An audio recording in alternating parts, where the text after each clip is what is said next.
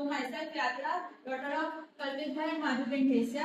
I am the co-founder of the NGO Seva Safal Charitable Trust, and our founder Mr. Kamlesh Bhai Jadhav, the son of Karshan Bhai.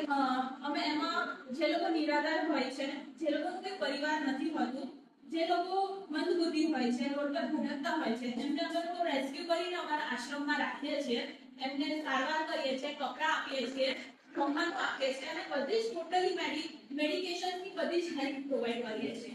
તો એના માટે અમારું already એક આશ્રમ છે વડોદરામાં, જ્યાં અમે બધાને રિહેબિલિટેટ કરીએ છીએ. હવે અમે લોકો એક અંકલેશ્વરમાં નવું આશ્રમ શરૂઆત કરવા જઈ રહ્યા છીએ.